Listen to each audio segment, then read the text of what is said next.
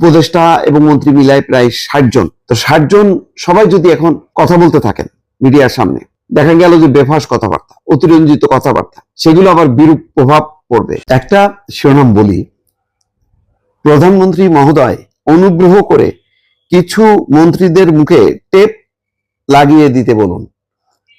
এটা বুঝতে পারছি, এই কথাটা বলছেন সামাজিক যোগাযোগ মাধ্যমে পোস্ট করেছেন জনপ্রিয় অভিনেতা সোহেল রানা। তিনি লেখেন, প্রধানমন্ত্রী তারেক রহমানের নেতৃত্বে দেশের মানুষ নতুন সরকারকে আশা এবং আনন্দের সঙ্গে গ্রহণ করেছে, তবে কিছু মন্ত্রী অপ্রয়োজনীয়ভাবে মিডিয়ার সামনে বক্তব্য রাখায় সরকারের ভাবমূর্তির উপর নেতিবাচক প্রভাব পড়ছে। সম্ভবত শেখ রবিউল আলম, সড়ক পরিবহন মন্ত্রী, তিনি বলেছেন যে সমঝোতার মাধ্যমে টাকা লেনদেন, এটাকে চাঁদাবাজি বলা যায় না। এই কথায় তো ব্যাপক প্রতিক্রিয়া তৈরি হয়েছে। এছাড়া সর্দার সাখাওয়াত হোসেন বকুল, স্বাস্থ্যমন্ত্রী, তিনি বলেছেন যে আগে মানুষ ডাক্তারের পিছনে দৌড়াতো, এখন ডাক্তার মানুষের পিছনে ছুটবে বা যাবে। এর আবার তাসনিম, যারা এনসিপির সাবেক নেত্রী এবং খুবই ফেসবুকে তার যে ফলোয়ার সংখ্যা অনেক বেশি, খুব তার প্রতিটা পোস্টের অনেক ফলোয়ার। তো সেখানে আমি দেখছিলাম যে তিনি ব্যাখ্যা করেছেন যে একজন বাংলাদেশের 10,000 মানুষের জন্য একজন বা দুইজন ডাক্তার মাত্র। তো ফলে এত হাজার হাজার মানুষের পেছনে ডাক্তারদের ছোড়া সম্ভব না, কিন্তু স্বাস্থ্য সেবাটা নিশ্চিত করা দরকার, সেটা আমিও বলেছি। তো সম্ভবত এই সমস্ত কথাবার্তা মানে যেগুলি আসছে, খুব ভাইরাল হচ্ছে, এগুলি তিনি ভালোভাবে নিচ্ছেন না। তো এই কারণে তিনি বলছেন যে এখন এতজন মন্ত্রী, প্রায় উপদেষ্টা এবং মন্ত্রী মিলায় প্রায় ৬০ জন। তো ৬০ জন সবাই যদি এখন মানে কথা বলতে থাকেন মিডিয়ার সামনে, দেখা গেল যে বেফাস কথাবার্তা, অতিরঞ্জিত কথাবার্তা, সেগুলো আবার বিরূপ প্রভাব পড়বে। এর আগে নিশ্চয়ই মনে আছে সেই আমাদের লুৎফুজ্জামান বাবরের উই আর লুকিং ফর শত্রুজ, এই সমস্ত কথা। তারপরে আল্লাহর মাল আল্লাহ নিয়ে গেছে, এই কথা বলছিলেন সম্ভবত আলতাফ হোসেন চৌধুরী। তো এই দুজন এখন মন্ত্রিসভায় নেই, তাদের এই কথাগুলোকে তো বিএনপিকে দারুণভাবে বেঁকে ফেলেছে।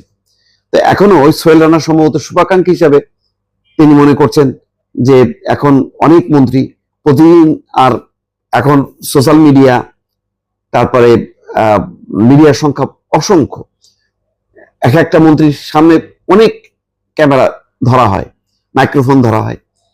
তো যারা বেশি কথা বলেন, বেশ চমকপ্রদ কথা বলেন, চটকদার কথা বলেন, তাদের পিছনে ছুটতে থাকবে মিডিয়া, আর তারা এমন এমন সব কথাবার্তা বলবেন, পরে দেখা যাবে যে এটা হিতে বিপরীত হয়ে যাবে, সরকারের ভাবমূর্তি নষ্ট হবে।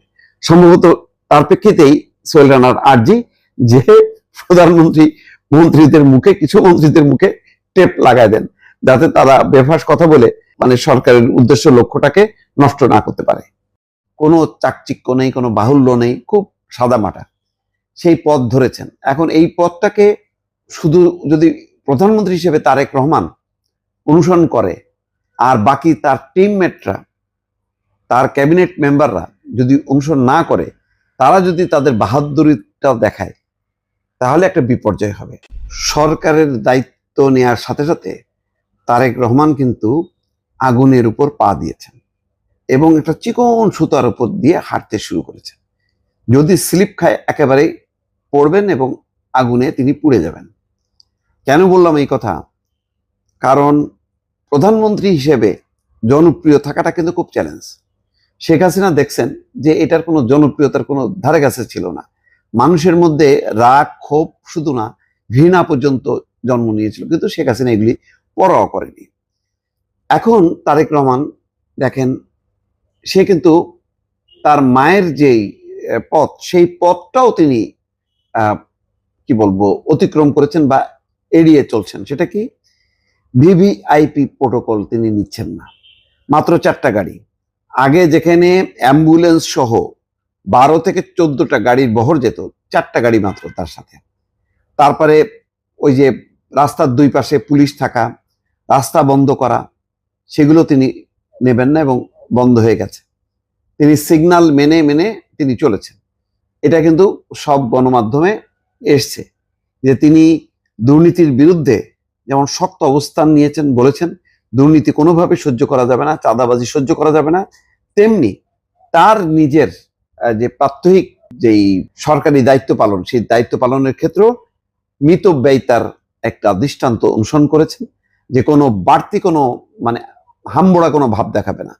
এটা বোঝা যায় গত 17 বছর তিনি লন্ডনে জীবন কাটিয়েছেন, সেখানে দেখেছেন যে অনাড়ম্বর জীবন মন্ত্রীদের, প্রধানমন্ত্রীদের, কোনো চাকচিক্য নেই, কোনো বাহুল্য নেই, খুব সাদামাটা সেই পথ ধরেছেন। এখন এই পথটাকে শুধু যদি প্রধানমন্ত্রী হিসেবে তারেক রহমান অনুসরণ করে আর বাকি তার টিমমেটরা, তার ক্যাবিনেট মেম্বাররা যদি অনুসরণ না করে, তারা যদি তাদের বাহাদুরিটা দেখায়, তাহলে একটা বিপর্যয় হবে।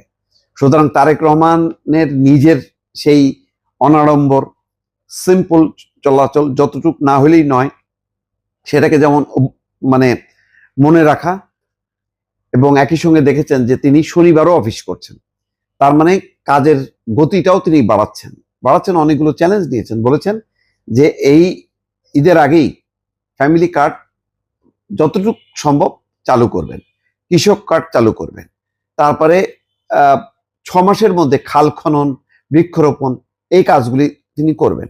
দৃশ্যমান কিছু কাজ যে করবেন এই ব্যাপারে কোনো সন্দেহ নেই।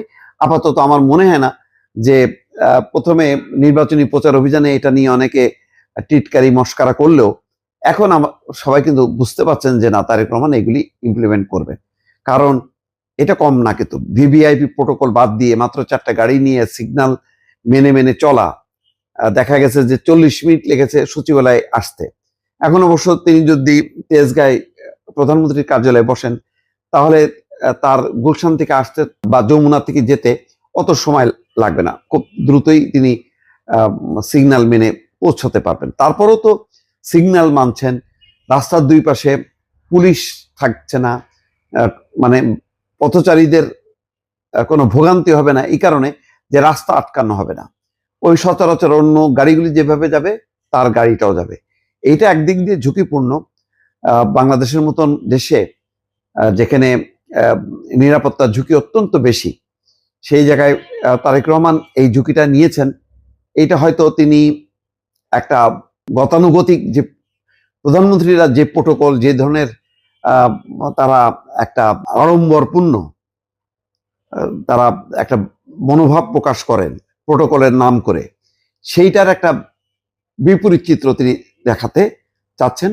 এবং বাংলাদেশে এটা যদি তিনি একবার স্থাপন করেন, এটা একটা দৃষ্টান্ত হবে। কিন্তু সমস্যা হলো এটাই যে প্রধানমন্ত্রী একরকম ভাবে চলাচল করবেন, জীবনযাপন করবেন, মিতব্যয়িতা দিকে ঝুঁকবেন, কিন্তু তার পুরো টিম করবেন কিনা, এটাই হলো বড় চ্যালেঞ্জ। কারণ পুরো টিম সহ যদি প্রধানমন্ত্রী যদি অগ্রসর না হন, তাহলে কিন্তু বিচ্ছিন্নভাবে সফল হওয়া যাবে না। এই জন্যই বলছি যে এখন কিন্তু ক্ষমতার সেই চিকন দড়িতে তিনি হাঁটতে থাকবেন, আর পিছনে নিচে থাকবে হচ্ছে মানে আগুন।